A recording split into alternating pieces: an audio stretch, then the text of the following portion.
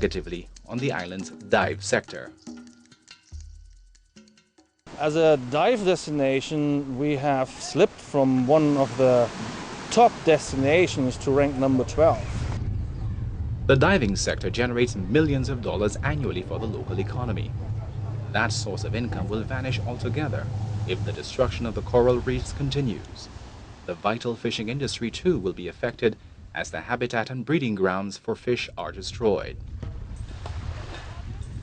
Beautiful sandy beaches are a major marketing tool for St. Lucia. Thousands come annually to enjoy our sea, sun, and sand.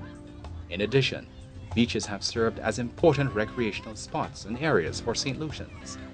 But there is a very real concern over the vulnerability of the coastline of small islands like St. Lucia. This will only spell disaster for property along the beachfront.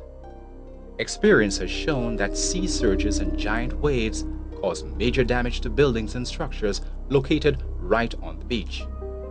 This raises the issue of the need for building codes and their enforcement. The dialogue we've had with government, and it's been going on for a number of years, is to actually get a proper building code. And not only getting the building code in place, but to ensure that they have the personnel, that after plans are approved, that you have someone who actually goes on site to ensure that the buildings are built to the building code. I think everybody by now knows that they're required to put hurricane straps in residential developments and in developments in general. Governmental agencies must be given the power to enforce what are called setbacks, an area within which solid structures should not be built. Setbacks apply to both inland and coastal development. Well, the setback is the distance between a structure, a building, and a property boundary or a line. A lot of countries are now really looking at setbacks, how far from the coast you could actually place your development. At the DCA, we require certain setbacks from the boundaries, from the property boundaries, from roads and what have you, before development or within which the development can take place. What of the role of insurance companies? Should they provide coverage for property likely to be threatened annually from hurricanes and tropical storms? And not only is the frequency going to increase, but the severity of the hurricanes are going to increase.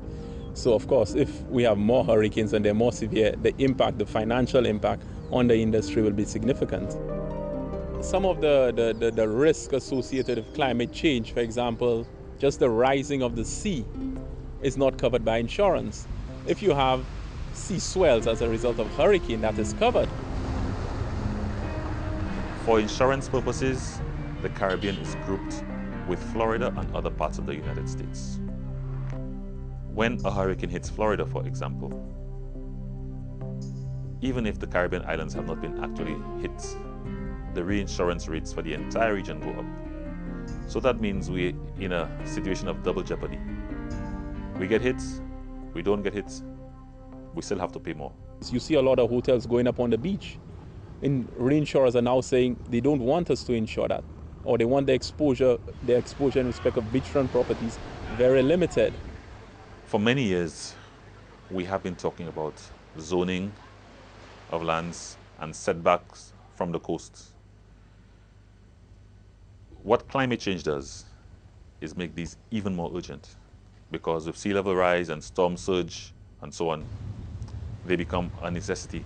And we obviously need to follow those regulations and rules that we've talked about for so long. With zoning, what we try to do, we try to look at the various issues that would direct or guide land development.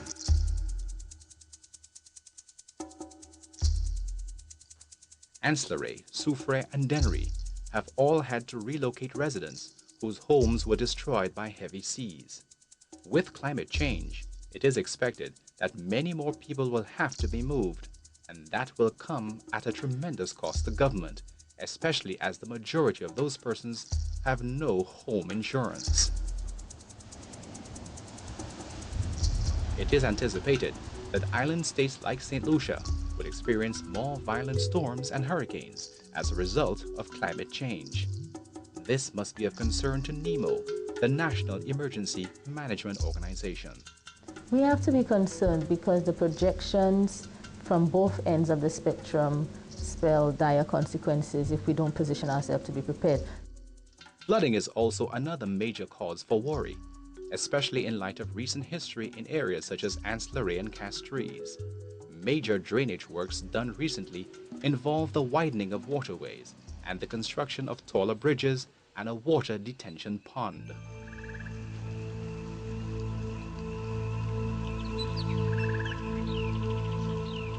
Critical for the sustenance of a society is the quality and availability of its water supply.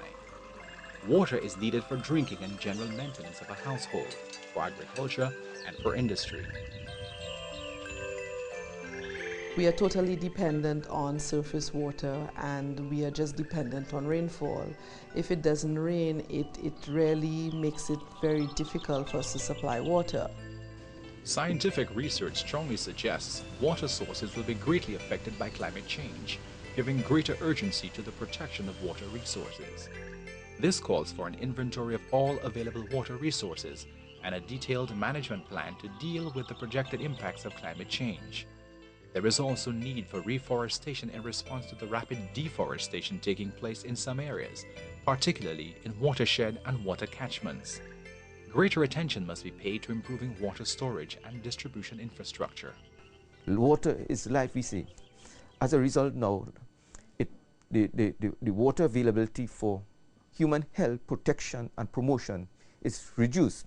So you find sanitation conditions are being compromised. You find health conditions are being compromised. So there is a link in terms of all of the issues. We have a water supply that is already under stress, as is evidenced by the number of areas that go without water, especially during the dry season. With climate change and a projection of a declining water supply, it means that the situation will become even more stressful. Well, increase in temperature, ultimately you have increase in evaporation, increase in evapotranspiration, and automatically you're going to have less water being retained in the soil. And therefore, if you have less water being retained, you're going to have a decrease in the base flow. One of the critical issues facing St. Lucia's water supply is the impact of development on watersheds and water catchments. Some of these are located on private property. This highlights the need for St. Lucia's